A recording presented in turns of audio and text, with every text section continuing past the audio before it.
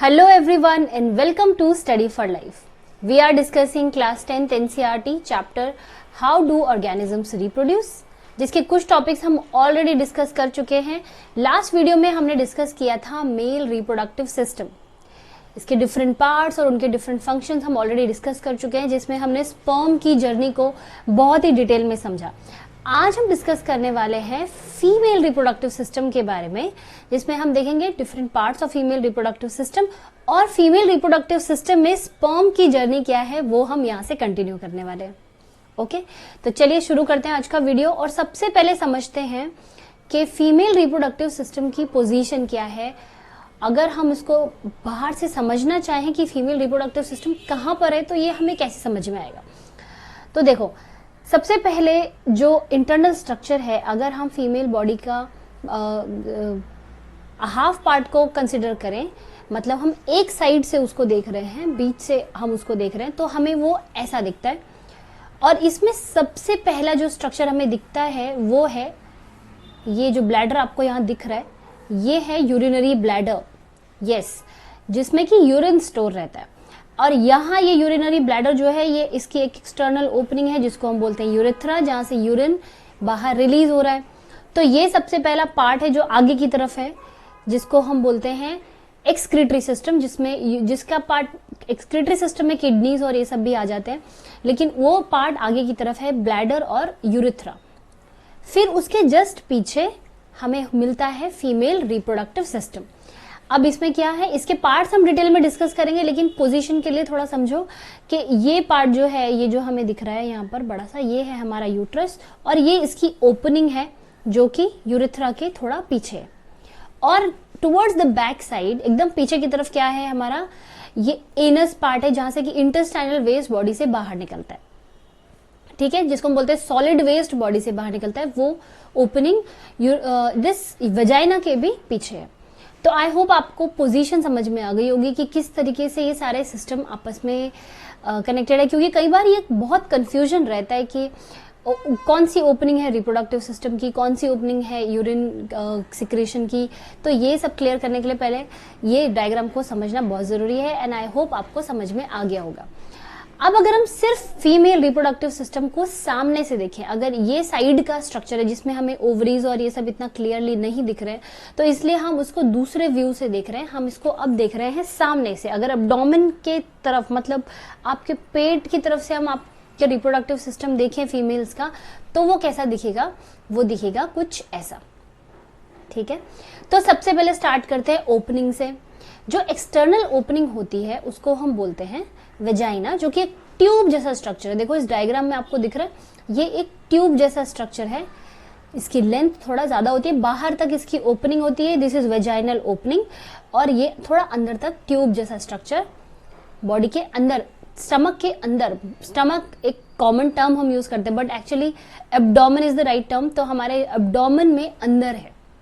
Mail और female reproductive system में एक बहुत ही इंपॉर्टेंट डिफरेंस है ये कि मेल रिप्रोडक्टिव सिस्टम बॉडी के बाहर होता है। आपको याद होगा मैंने आपको बताया था कि स्पर्म फॉर्मेशन के लिए टेम्परेचर का लो होना थोड़ा जरूरी है, इसीलिए टेस्टिकल्स बाहर होता है ताकि लो टेम्परेचर में स्पर्म फॉर्मेशन हो सके। और फीमेल्स में ऐसी कोई जरूरत नहीं है, इसलिए पूरा का पूरा जो रिप्रोडक्टिव सिस्टम है, other than the opening of the system, पूरा का पूरा सिस्टम जो है एब्डोमेन के अंदर है। अब ये तो हो गई ओपनिंग वेजाइना। उसके ऊपर जाएंगे तो यहाँ पर हमें एक मस्कुलर, एक डोर जैसा हमें स्ट्रक्चर दिख रहा है जिसको हम बोलते हैं सर्विक्स। इसमें भी कई बार बच्चों को बहुत कंफ्यूजन होती है, सर्विक्स और वेजाइना में काफी कंफ्यूजन रहता है कि इन दोनों में डिफरेंसेस क्या है। तो बेसिकली यूट्रस का जो माउथ है उसको हम बोल सकते हैं सर्विक्स, ठीक है। यूट्रस जहां पर नीचे से एंड हो रहा है, नीचे से ओपन हो रहा है, या ये कह लीजिए ऊपर से जहां पर ये एंड होता है उसको हम बोलते हैं सर्विक्स, जो कि यूट्रस की ओपनिंग को क्लोज रखने में हेल्प करता है। जैसे सपोज फर्टिलाइजेशन हो जाए और बेबी यहाँ यूट्रस में आ जाए अगर, तो उसके बेबी वहां से बाहर नहीं निकल जाए, उसके लिए इसके माउथ का क्लोज होना जरूरी है, जो कि सर्विक्स ये काम करता है और इसीलिए ये यूट्रस के एंड में प्रेजेंट होता है, या अगर बाहर से देखेंगे तो यूट्रस की ओपनिंग पे ये प्रेजेंट होता है, ठीक है। अब उसके अलावा जो दूसरा पार्ट है जो उसके ठीक ऊपर होता है, एक सैक लाइक स्ट्रक्चर जो हमें दिख रहा है, इसको हम बोलते हैं यूट्रस। इसके बारे में हम सब जानते हैं। नॉर्मल टर्म्स में हम इसको एक नॉर्मल वर्ड्स में हम इसको बोलते हैं वुम्ब, हिंदी में बोलते हैं गर्भ। तो यही वो पार्ट है जिसको हम वुम्ब कह रहे हैं या गर्भ कह रहे हैं। इसको साइंटिफिक लैंग्वेज में, बायोलॉजिकल लैंग्वेज में यूट्रस बोला जाता है। ठीक है, इसके पास मस्कुलर वॉल्स होती हैं। इनका क्या रोल है क्या नहीं है हम धीरे धीरे करके सब कुछ समझेंगे, लेकिन अभी सिर्फ ओवरव्यू ले लेते हैं। तो ये हो गया हमारा यूट्रस। अब यूट्रस से कनेक्टेड हैं कुछ ट्यूब लाइक स्ट्रक्चर्स दोनों तरफ हमें ट्यूब जैसे स्ट्रक्चर निकलते हुए दिखाई देते हैं। इस ट्यूब को हम बोलते हैं फेलोपियन ट्यूब। ठीक है, और इसी को हम बोलते हैं ओविडक्ट। ये दोनों ही नाम है सेम ऑर्गन के। ये जो ट्यूब जैसा स्ट्रक्चर यहाँ से निकल रहा है उसको हम ओविडक्ट बोलते हैं। डक्ट वर्ड इसीलिए यूज किया जाता है क्योंकि ये ट्यूब जैसे दिखते हैं। ठीक है, बायोलॉजी में कुछ चीजें आप बहुत ही आसानी से समझ सकते हो। कुछ वर्ड्स जो है वो बहुत कॉमन है और उनका जब भी किसी ऑर्गन का नाम दिया जा रहा है या कोई प्रोसेस का नाम दिया जा रहा है तो वो टर्म्स को यूज करके दिया जाता है और आप उससे उसका मतलब भी समझ सकते हो। तो जो डक्ट वर्ड है वो बेसिकली कोई ट्यूब जैसे स्ट्रक्चर के लिए यूज किया जाता है। जैसे वाटर सप्लाई के लिए ट्यूब्स होती हैं, ऐसे छोटे छोटे ट्यूब्स अगर बॉडी में है तो उनके लिए हम डक्ट वर्ड यूज करते हैं। इसीलिए इसको बोलते हैं ओविडक्ट। ओवी word is for ovum, ovum is egg, तो इसीलिए ओविडक्ट बोला जाता है। और other name is fallopian tube. दोनों नाम याद रखना जरूरी है क्योंकि दोनों ही नाम यूज होते हैं। अब ये जो ओविडक्ट है ये ओपन हो रही है एक दूसरे स्ट्रक्चर में। ये यहाँ पर हमें दो एग जैसे स्ट्रक्चर्स दिख रहे हैं बड़े बड़े दोनों तरफ। ये क्या है? ये है हमारे ओवरीज। जैसे कि मेल रिप्रोडक्टिव सिस्टम में हमने पढ़े थे टेस्टिकल्स जो बॉडी के बाहर थे जहां पे स्पर्म फॉर्मेशन हो रही थी, ऐसे ही सिमिलर क्यों? क्योंकि इनके फंक्शंस जो है ना थोड़ा सिमिलर हैं। यहाँ पर होती हैं ओवरीज जो कि एब्डोमिनल कैविटी के अंदर है क्योंकि इसको लो टेम्परेचर की कोई रिक्वायरमेंट नहीं है लाइक मेल रिप्रोडक्टिव सिस्टम। तो इसीलिए ये पूरा का पूरा स्ट्रक्चर अंदर है। अब हम समझ गए हैं एक overview of female reproductive system, इसके पार्ट्स हमें पता चल गए। अब थोड़ा सा डिटेल में इनके सारे स्ट्रक्चर और फंक्शंस को डिस्कस कर लेते हैं।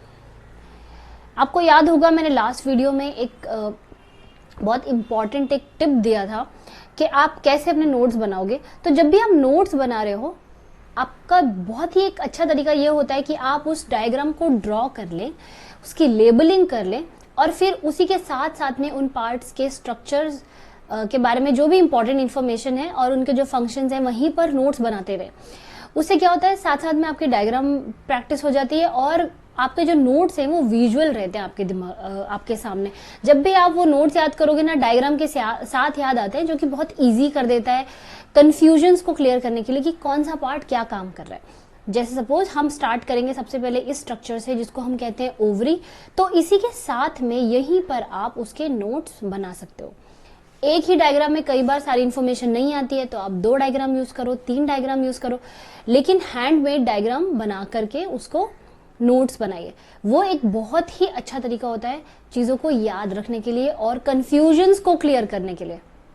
ठीक है, वरना बाद में डाउट हो जाता है कि अच्छा ओवरी का क्या फंक्शन था, फेलोपियन ट्यूब का क्या फंक्शन था, दोनों में डिफरेंसेस क्या है। लेकिन जब डायग्राम के साथ आप रिवाइज करते हो अपने नोट्स तो फिर वो कंफ्यूजन हमेशा के लिए खत्म हो जाती है। ठीक है, तो try to make your notes like this, it will help you a lot. अब स्टार्ट करते हैं इन सभी ऑर्गन्स के डिटेल स्ट्रक्चर और फंक्शन के बारे में। तो सबसे पहले शुरू करेंगे वहां से जहां पर हो रहा है मेन काम, जो कि है फीमेल गैमीट की फॉर्मेशन, या जिसको हम बोल सकते हैं फीमेल रिप्रोडक्टिव सेल की फॉर्मेशन, और उसको हम बोलते हैं एग सेल, जो कि बन रहे हैं यहाँ इन स्ट्रक्चर्स में जिनको हमने कहा ovaries. Okay, so we have 1 pair of ovary both the sides right and left. अब इसमें हो क्या रहा है, इसके 2 बहुत ही इंपॉर्टेंट काम है। सबसे पहले तो अच्छा पहले ये देख लेते हैं, ये अटैच्ड है यूट्रस से। देखो यहाँ पर क्योंकि ओवरीज ऐसे हवा में तो लटके नहीं होंगे, they need to get attach to the female reproductive part somewhere, तो ये इस यूट्रस से ही अटैच्ड होते हैं, यूट्रस के वॉल से अटैच्ड होते हैं थ्रू सम लिगामेंट। ये जो 2 आपको यहाँ पर दिख रहे हैं ये अटैचमेंट्स हैं ओवरीज के, ताकि वो अपनी जगह पर बनी रहे और ऐसे फ्लोट नहीं करते रहे बॉडी के अंदर, इसके लिए वो अटैच्ड होते हैं और वो अटैच होते हैं लिगामेंट से।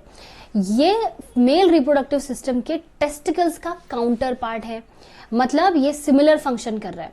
तो अगर आपने वो वीडियो नहीं देखा है पहले, उसको जरूर देख लो, कोई भी वीडियो मिस मत करो और सारे टॉपिक्स को ना सीक्वेंस में पढ़ने की कोशिश करो, ज्यादा बेटर समझ में आता है। तो जो टेस्टिकल्स का काम था, क्या काम था, दो बहुत इंपॉर्टेंट काम थे। एक तो स्पर्म फॉर्मेशन, मतलब जो गैमीट है उसकी फॉर्मेशन, और दूसरा उसका काम था हार्मोन रिलीज करना। सेम यही दोनों काम हमारी ओवरीज फीमेल रिप्रोडक्टिव सिस्टम में करती है। तो सबसे पहला काम क्या है कि ये एग सेल की फॉर्मेशन करेगी, ओव्यूलेशन होगा, यहाँ पर ओवम बनेगा, और उसी के साथ साथ ये जो है सेक्स हार्मोन्स भी रिलीज करती है। तो जैसे मैंने ये आपको यहाँ पे पॉइंट्स दिए, आप इनको और शॉर्ट करके अपने नोट्स की तरह डायग्राम के साथ भी बना सकते हो। ठीक है, तो देखो सबसे पहला, it helps it store and releases the egg or the ova। ठीक है, अब यहां क्या हो रहा है, बेसिकली स्टोर करने का क्या मतलब है। देखो female reproductive system male reproductive system से थोड़ा सा अलग है।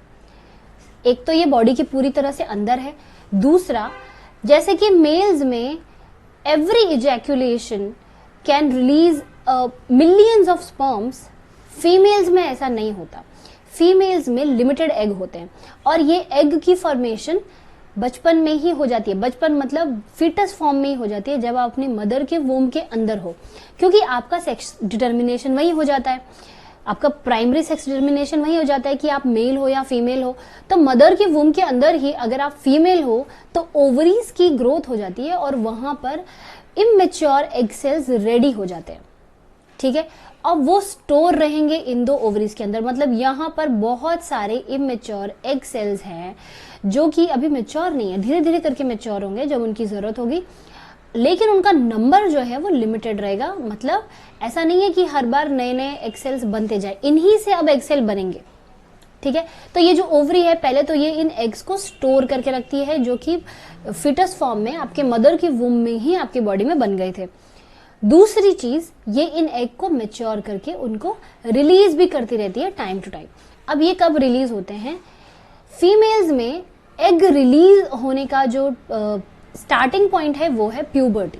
जैसे मेल्स में स्पर्म फॉर्मेशन का टाइम क्या है, प्यूबर्टी।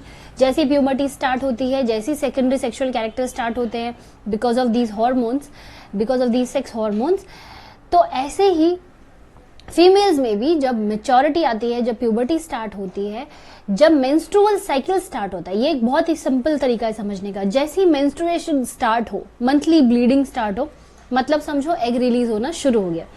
अब हो क्या रहा है, यहाँ पर लिमिटेड नंबर ऑफ एग्स हैं। अब हर मंथ एक एग, आइडियली ये सारे फीमेल्स में ऐसा ही होता है, हर मंथ एक एग किसी एक ओवरी से रिलीज होता है।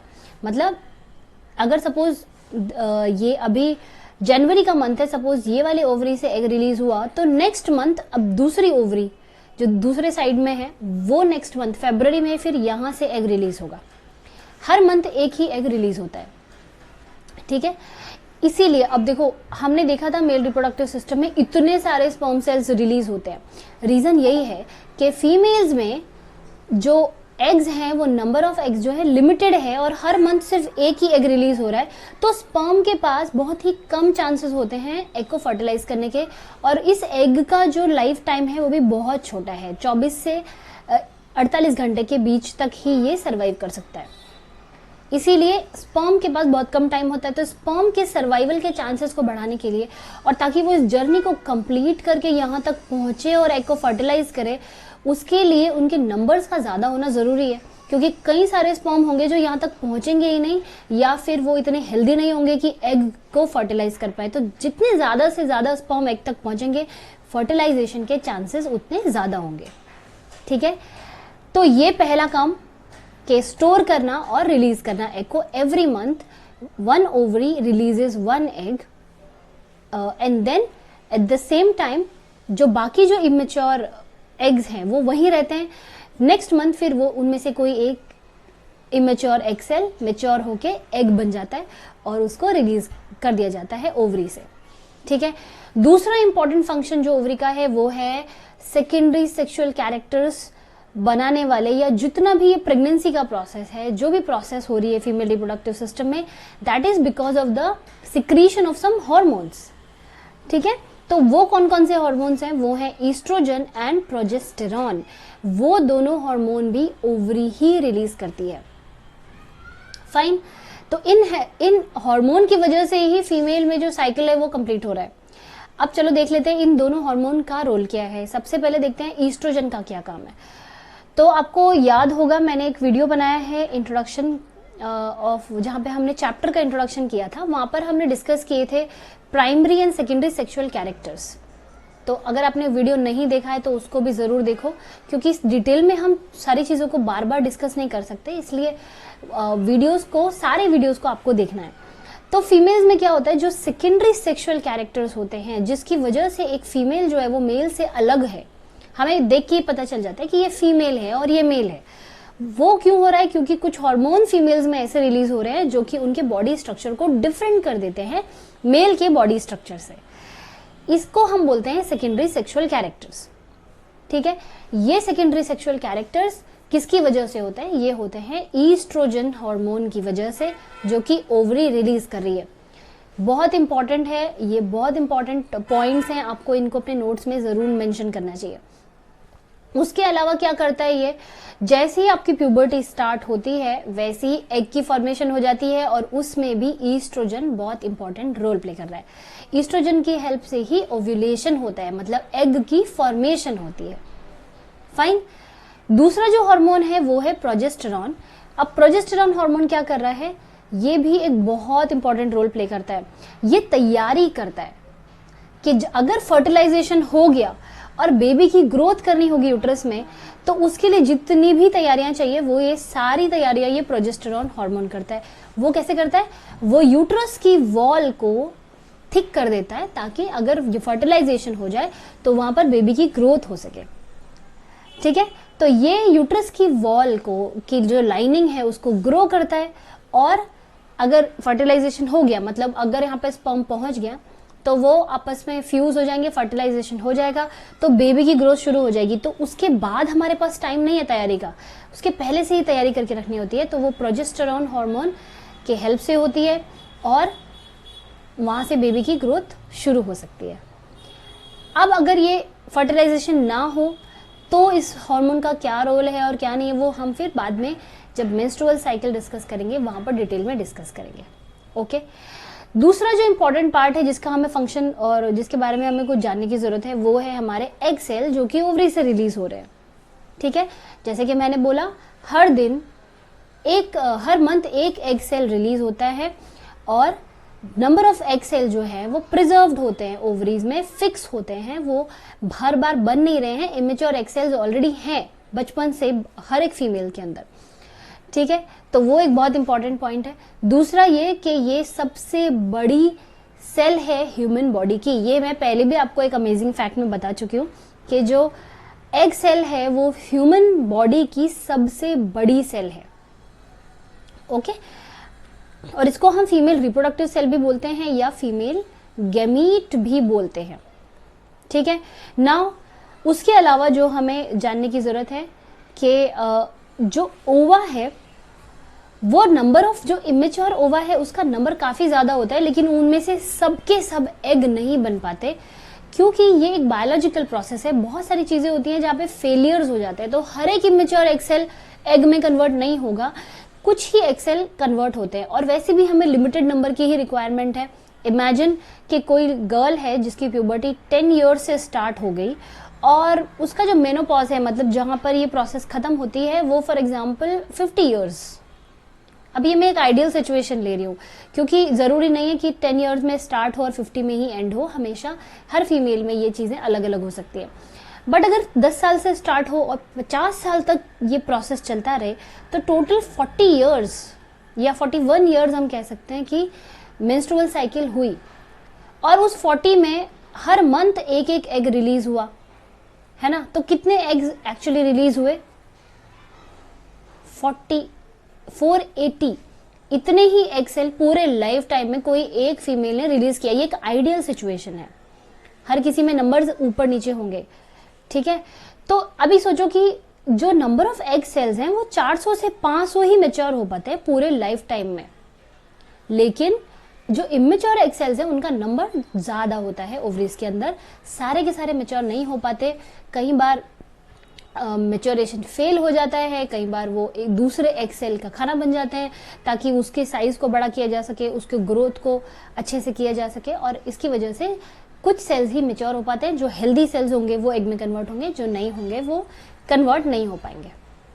ठीक है, यहाँ पर ये एक और डिफरेंस है मेल और फीमेल रिप्रोडक्टिव सिस्टम का, कि मेल में जो स्पर्म है वो प्यूबर्टी से बनना स्टार्ट होते हैं और till the end of the life of the man sperm cell produce हो सकते हैं।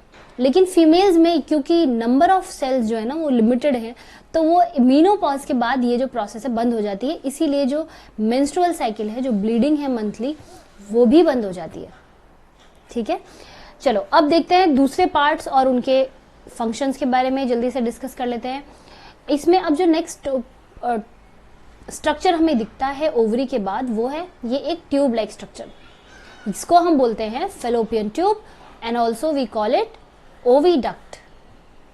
फाइन, अब इसका बहुत सिंपल काम है। क्या काम है इसका? ये जो एग यहां से रिलीज होगा ये जाएगा फेलोपियन ट्यूब में। तो इसका काम क्या है? ये एग को कैरी करने के लिए हेल्प करता है। कहाँ? यूट्रस के अंदर। बच्चे की जो ग्रोथ है वो कहाँ होगी? यूट्रस में होगी। तो अल्टीमेटली एग को यहां से यहां तक पहुंचाना है। ठीक है, लेकिन उसके बीच में ना काफी सारी चीजें हो रही हैं, वो भी देख लेते हैं। तो सबसे पहले दोनों ओवरीज जो हैं वो उनके साथ कनेक्टेड होती हैं, दोनों साइड में एक एक फेलोपियन ट्यूब, जिसका काम है एग को कैरी करना। वो कैसे कैरी करता है? आपने 9th में पढ़ा है सीलिएटेड एपिथेलियम। सपोज ये लाइनिंग है फेलोपियन ट्यूब की, इसकी जो इनर सरफेस है उसमें बहुत सारे सीलिया होते हैं, इसीलिए इसको बोलते हैं ciliated epithelium, hair like structure, जिनके मूवमेंट की वजह से ये जो एग है ये आगे आगे आगे मूव करता जाता है इस फेलोपियन ट्यूब में। ठीक, तो ये एक इसका बहुत इंपॉर्टेंट काम है। दूसरा, फर्टिलाइजेशन का जो प्रोसेस है वो भी फेलोपियन ट्यूब में होता है। अब इसको FF से याद रख सकते हो आप, फेलोपियन ट्यूब एंड फर्टिलाइजेशन। ये बहुत ही इंपॉर्टेंट क्वेश्चन है। Fertilization takes place in the upper third part of the oviduct. ठीक, मतलब इसके जो इनिशियल पार्ट है वहीं पर ही फर्टिलाइजेशन हो जाता है। फर्टिलाइजेशन मतलब एग और स्पर्म का फ्यूजन हो जाता है। अब इसका मतलब क्या है कि जो स्पर्म है, जो स्पर्म वेजाइना में रिलीज हुए होंगे, जो कि मेल पार्ट, मेल पीनस से जब रिलीज होता है फीमेल पार्ट में, तो वेजाइना में रिलीज होते हैं। इसका मतलब ये है कि ये स्पर्म ये यहाँ तक के जर्नी कंप्लीट कर रहा है, इतना आगे तक ये जा रहा है, और वहां जाके फिर फर्टिलाइजेशन हो रही है फीमेल ट्यूब के अंदर, जो कि काफी अंदर है। इसीलिए मैं आपसे बोल रही हूँ कि स्पर्म जो है वो एक लॉन्ग जर्नी कंप्लीट करते हैं। इसीलिए उनके पास कुछ ऐसी चीजें जो हमने मेल रिप्रोडक्टिव सिस्टम में डिस्कस की डिटेल में, वो अब आपको यहाँ पे समझ में आ रहा होगा कि क्यों स्पर्म के पास इतना सब कुछ है अपनी जर्नी के लिए, क्यों उसको खाने की जरूरत है, क्यों उसके पास इसका स्ट्रक्चर ऐसा है। तो वो इस वजह से, क्योंकि उसको इतनी लंबी जर्नी कवर करनी होती है। तो ये एग यहाँ से रिलीज हुआ, ये स्लोली स्लोली ऊपर आना शुरू करेगा। स्पर्म ऑलरेडी यहाँ पहुंच चुके हैं, तो यहाँ पर अगर स्पर्म भी पहुंच गया और उसी वक्त पे एग रिलीज हो जाता है तो दोनों का फ्यूजन हो जाएगा। तो फर्टिलाइजेशन का जो प्रोसेस है वो भी फेलोपियन ट्यूब में हो रहा है। यूट्रस में फर्टिलाइजेशन नहीं होता है, फर्टिलाइजेशन फेलोपियन ट्यूब में ही होता है। ठीक है, अब अगर फर्टिलाइजेशन हो गया तो ये फिर ये जो जाइगोट बना, जो फर्टिलाइजेशन से जो एक सेल बना जिसको हम बोलते हैं जाइगोट, मेल और फीमेल गेमीट के मिलने से बनता है, उस जाइगोट को भी ये पुश कर करके यूट्रस तक ले जाता है और वहां पर वो अटैच हो जाता है यूट्रस के साथ, जहाँ पे बेबी की ग्रोथ शुरू हो जाती है। डिवीजन यहीं शुरू हो जाता है, लेकिन नंबर ऑफ सेल्स थोड़े कम होते हैं, फिर यहाँ तक पहुंचा लिया जाता है और वो धीरे धीरे बेबी की शेप लेना शुरू कर देता है। ठीक, ये हो गया काम फेलोपियन ट्यूब का। अब इसके अलावा जो यूट्रस है वो भी बहुत इंपॉर्टेंट रोल प्ले कर रहा है। ये एक मस्कुलर ऑर्गन है, हॉलो है, अंदर से ब्लैंक है, अंदर इसमें कुछ नहीं है, बाहर से वॉल्स हैं, सैक लाइक स्ट्रक्चर है और अंदर से हॉलो है। और ये अपसाइड डाउन पेयर के जैसा हमें दिखता है। इसका जो अगर हम शेप देखें तो ये उल्टे पेयर के जैसा हमें दिखेगा, और ये जो है आपकी फिस्ट के साइज के बराबर ही होता है, इससे ज्यादा बड़ा नहीं होता नॉर्मल कंडीशंस में। जब नॉर्मल है, जब प्रेगनेंसी नहीं है, तो यूट्रस का साइज आपके फिस्ट के साइज के बराबर होता है अराउंड। अब इसके जो दो मेन फंक्शन है, पहला तो to protect and nourish the foetus. पहला क्या करता है ये कि अगर फर्टिलाइजेशन हो गया तो पहले से ही प्रोजेस्टेरॉन हार्मोन की वजह से ये वॉल रेडी रहती है यूट्रस को कैरी करने के लिए, फिटस को कैरी करने के लिए और बेबी की ग्रोथ के लिए। तो यहाँ पर उसकी प्रोटेक्शन रहती है क्योंकि ये वॉल है चारों तरफ से उसको प्रोटेक्ट करने के लिए, और साथ साथ उसका जो भी नरिशमेंट है वो सब इस यूट्रस के थ्रू होगा। ये एक बहुत इंपॉर्टेंट फंक्शन है यूट्रस का। Then the walls of the uterus have the ability to stretch the size to a small watermelon. ये मैं पहले डिस्कस कर चुकी हूँ एक बार एक अमेजिंग फैक्ट में कि यूट्रस एक ऐसा ऑर्गन है जिसके पास कैपेबिलिटी होती है अपने साइज से 20 गुना तक बड़ा होने की। It can stretch up to 20 times to its original size. तो ये एक बहुत ही इंटरेस्टिंग चीज है यूट्रस के बारे में कि जब यहाँ पे बेबी की ग्रोथ होती है तो उसका साइज धीरे धीरे धीरे धीरे बढ़ता है। अभी बहुत छोटा सा बेबी होगा, फिर कुछ मंथ के बाद जो है वो बेबी थोड़ा बड़ा होने लगता है, फिर 9th मंथ तक आते आते जो बेबी का साइज है वो काफी बड़ा हो जाता है। तो उसकी साइज के अकॉर्डिंग ही यूट्रस का साइज भी बड़ा होता रहता है, राइट। सो ये एक बहुत इंटरेस्टिंग चीज है यूट्रस के बारे में।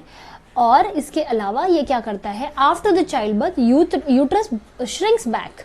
अब साइज बड़ा हो गया, अब लेकिन जब बेबी बॉडी से बाहर आ जाता है, जब चाइल्ड की बर्थ हो जाती है तो वापस से यूट्रस श्रिंक हो जाता है and come back to its original shape within 6 to 8 weeks. 1 से 2 महीने इसको लगते हैं अपनी वापस से अपनी पोजीशन में आने के लिए। But it can take up to 9 months for the uterus to fully recover.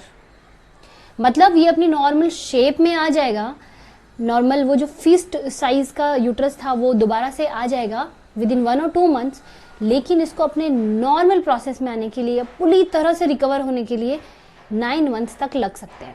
Again the time period will be different for different individuals.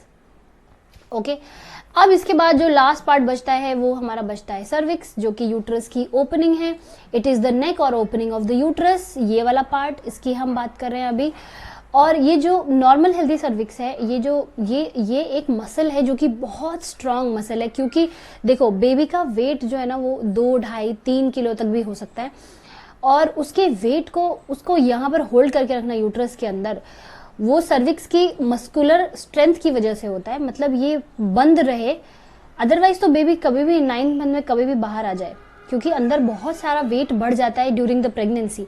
तो सर्विक्स जो है यूट्रस को क्लोजली बंद करके रखता है, स्ट्रांगली क्लोज करके रखता है, क्योंकि ये एक स्ट्रांग मसल है, इसलिए इसका रोल बहुत इंपॉर्टेंट है। अदरवाइज बेबी की बर्थ कभी भी हो जाएगी, कभी भी वहां से बेबी बाहर निकल सकता है, तो उसको वहां रोके रखने के लिए ये मसल उसको क्लोज करके रखती है। It is normally plugged by the mucus. ये नॉर्मली क्या है, यहाँ पे एक म्यूकस का प्लग होता है जिससे वो डोर क्लोज रहता है, and during the pregnancy it also keeps closed only, and but sometimes when it opens for the delivery of the baby, जब बेबी का बाहर निकलने का टाइम होता है तो सर्विक्स अपने आप धीरे धीरे ओपन होता है। वो होता है यूट्रस कॉन्ट्रैक्शन की वजह से। तो वो एक नेचुरल प्रोसेस है जिसमें कि नेचुरली धीरे धीरे करके सर्विक्स का साइज बड़ा होता है, ओपन होना शुरू हो जाता है माउथ, ताकि बेबी को यहाँ से बाहर आने के लिए रास्ता मिल सके। ओके, तो आई होप कि आपको पूरा समझ में आ गया होगा। इसके बाद जो लास्ट पार्ट बचता है वो बचता है ये वेजाइना पार्ट, जहां पे कि मैंने आपको बोला कि सेमेन रिलीज होता है, मेल स्पर्म्स रिलीज होते हैं, और यहां से पूरी जर्नी वो ट्रैवल करके आगे तक जाते हैं। ओके, तो ये था different structures in different parts of the female reproductive system, और उनके डिटेल में थोड़े स्ट्रक्चर्स नोट्स बनाते रहिए, तभी आपको चीजें अच्छे से याद रहती है। इसके बाद हम थोड़ा सा डिस्कस कर लेते हैं एक और प्रोसेस के बारे में जिसका नाम है ओव्यूलेशन। इसको हम बोलते हैं एग फॉर्मेशन। इसको थोड़ा सा डिटेल में देख लेते हैं कि ओव्यूलेशन कैसे होता है। तो सबसे पहले तो हर एक ओवरी से हर महीने एक एग रिलीज होगा, एक मंथ एक एग ओवरी से और दूसरे मंथ दूसरे ओवरी से। और ये कब रिलीज होता है, ये रिलीज होता है at the age of puberty. जैसे ही मेंस्ट्रुएशन स्टार्ट होता है, जैसे ही मंथली ब्लीडिंग स्टार्ट होती है, समझ लीजिए कि आपका ओव्यूलेशन स्टार्ट हो गया। ठीक, ovum moves to the surface of the ovary in burst out. ठीक है, तो ये देखो यहाँ पर ओवरी का इंटरनल स्ट्रक्चर हमें दिख रहा है, जहाँ पे बहुत सारे इमेच्योर एग सेल्स भी होंगे और यहाँ पर और भी बहुत सारे इमेच्योर एग सेल्स होंगे। उनमें से कुछ मैच्योर होने की कोशिश करते हैं, लेकिन उनमें से जो सबसे स्ट्रॉन्गेस्ट होता है, जो सबसे बड़ा होता है, वो एग सेल रिलीज हो जाता है वंस इन अ मंथ। और जो ओवा है वो फेलोपियन ट्यूब में एंटर करता है। ठीक, ये ओवा चला गया फेलोपियन ट्यूब के अंदर। तो ये यहाँ से जो एग का रिलीज है ओवरी से, उसको हम बोलते हैं ओव्यूलेशन। एंड यहाँ पर ये थोड़ी देर के लिए फर्टिलाइजेशन का वेट करता है, कुछ घंटे यहाँ पर वेट करता है कि स्पर्म अगर आ जाए तो फर्टिलाइजेशन हो जाए। तो आई होप आपको याद है, मैंने आपको बोला था यहाँ से स्पर्म सेल वेजाइना से आ रहे हैं, और देखो ये पूरा आप इस पिक्चर में दिख भी रहा है कि एग सेल स्पर्म जो है वो पूरा ये ट्रैवल करके ऊपर तक जाता है फेलोपियन ट्यूब में। तो ये यहाँ पर वेट कर रहा है, और उसके बाद अगर स्पर्म सेल वहां पहुंच जाता है, उस वक्त वहां पर अवेलेबल है, तो फर्टिलाइजेशन होने के चांसेस हैं। ऐसा जरूरी नहीं है कि स्पर्म हो तो फर्टिलाइजेशन हो ही जाएगा। इट डिपेंड्स कि वो जो स्पर्म है उसको एग एक्सेप्ट कर रहा है कि नहीं, वो एक हेल्दी स्पर्म है कि नहीं, या वो स्ट्रॉन्ग स्पर्म है कि नहीं, ओवा को पेनिट्रेट करने के लिए। बहुत सारे फैक्टर्स उसके अंदर होते हैं, तो उसके लिए वेट करता है। अगर फर्टिलाइजेशन हो जाए, अगर स्पर्म यहाँ पहुंच जाए, तो यहाँ से बेबी की ग्रोथ शुरू हो जाती है, ये जाइगोट में कन्वर्ट हो जाता है और धीरे धीरे डिवाइड होकर मल्टीपल सेल्स बनाने लगता है, और कुछ ग्रुप ऑफ सेल्स के फॉर्म में ये यूट्रस में पहुंचता है, जहाँ पे ये सेटल हो जाता है और यहाँ से बेबी की ग्रोथ शुरू हो जाती है। लेकिन ये जो प्रोसेस है, अगर फर्टिलाइजेशन ना हो, क्योंकि हर बार फर्टिलाइजेशन सब में नहीं हो रहा है, तो उस केस में क्या होता है, हर एक 28 डेज में सेम प्रोसेस वापस से शुरू हो जाती है। स्पर्म नहीं पहुंचा, फर्टिलाइजेशन नहीं हुआ, तो ये एग जो है एज इट इज यहाँ से रिलीज होके यूट्रस में, और यूट्रस से फिर बाहर ब्लीडिंग के थ्रू बाहर, इसीलिए मंथली ब्लीडिंग होती है। एग जो ये यूजलेस एग है जिसका फर्टिलाइजेशन नहीं हुआ, वो भी बाहर आ जाता है, और जो वॉल में जो प्रिपरेशन हुई थी, वॉल की लाइनिंग को जो थिक बनाया गया था फीमेल फिटस की ग्रोथ के लिए, वो भी निकलना शुरू हो जाती है। तो फिर वो पूरा का पूरा बाहर आ जाएगा। और टोटल इस प्रोसेस के लिए, एग के रिलीज होने के लिए, उसका वेटिंग पीरियड और उसका फिर यूट्रस में पहुंचना और फिर उनके वॉल का ब्रेक होके निकलना, इसके लिए commonly generally on an average 28 days लगते हैं, और दोबारा से सेम साइकिल फिर स्टार्ट हो जाती है। दोबारा से ओव्यूलेशन की तैयारी एंड ओव्यूलेशन का प्रोसेस स्टार्ट हो जाता है। जनरली जो एग का रिलीज है और जो ओव्यूलेशन है वो मेंस्ट्रुअल साइकिल के 14th डे पे होता है। मतलब अगर एक फीमेल में आज ओव्यूलेशन हुआ, तो उसके फिर बाद जब ये ब्लीडिंग हो जाती है, सपोज फर्टिलाइजेशन नहीं हुआ, ब्लीडिंग हो जाएगी, तो उसके 14th डे पे फिर से ओव्यूलेशन होने के चांसेस होते हैं। मतलब आपके मेंस्ट्रुअल साइकिल यानी ब्लीडिंग का जो फेज है, उसके फिर 14 दिन के बाद फिर से ओव्यूलेशन होने के चांसेस होते हैं। Again it is not fixed, कुछ लोगों में ये 10th डे पे भी हो सकता है, कुछ लोगों में ये 16th 18th डे पे भी हो सकता है। ये टाइम पीरियड फिक्स नहीं होता है, लेकिन जो एक एवरेज टाइम पीरियड निकाला गया है वो है अराउंड 14 डेज। मतलब उसके कुछ दिन आगे और कुछ दिन पीछे दोबारा से ओव्यूलेशन हो जाएगा। ओके, तो ये था फीमेल रिप्रोडक्टिव सिस्टम। अब जैसे कि हम हर बार डिस्कस करते हैं अमेजिंग फैक्ट अपने टॉपिक के बारे में, तो क्योंकि ये फैक्ट आपको तभी समझ में आता जब हम ये टॉपिक डिस्कस कर लेते हैं, इसलिए मैंने इसको एंड में रखा है। तो आज का जो अमेजिंग फैक्ट है वो ये है कि जो हमारे फेलोपियन ट्यूब्स है ना, वो कैसे दिखते हैं?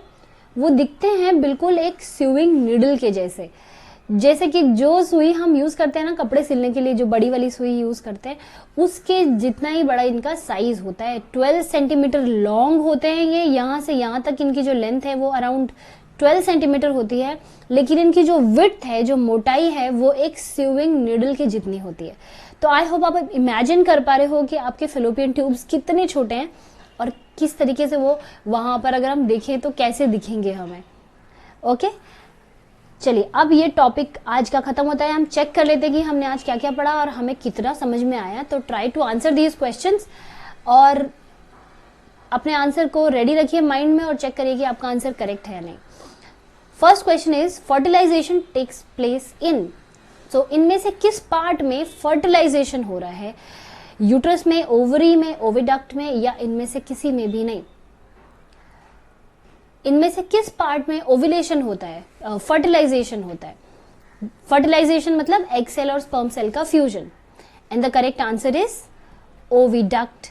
And I hope you remember कि इसका एक और नाम है फेलोपियन ट्यूब, इसको हम फेलोपियन ट्यूब भी बोलते हैं।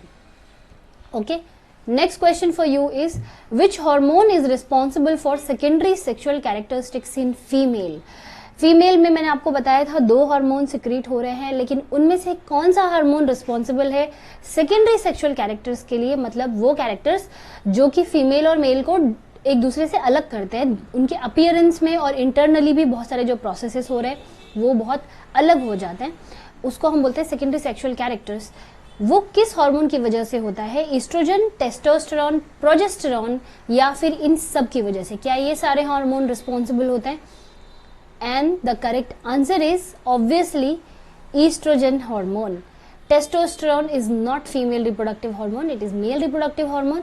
और प्रोजेस्टेरोन का मैंने आपको बताया कि ये यूट्रस की वॉल को प्रिपेयर करता है प्रेगनेंसी के लिए, फिटस की ग्रोथ के लिए।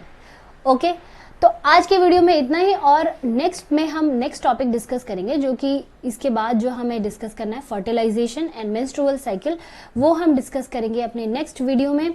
वीडियोस पसंद आते हैं तो उनको लाइक ज़रूर करते रहें, शेयर ज़रूर करें, और इसी के साथ मैं एक और सीरीज़ बना रही हूँ जो कि जनरली हेल्थ टिप्स के रिलेटेड है, जिसका लिंक भी आपको वीडियो के एंड में मिल जाएगा। उसमें ऑलरेडी मैं 2 वीडियोज़ रिलीज़ कर चुकी हूँ, तो do watch those videos and keep sharing and subscribe to the channel for more such discussions. That's all for today everyone. Have a good day.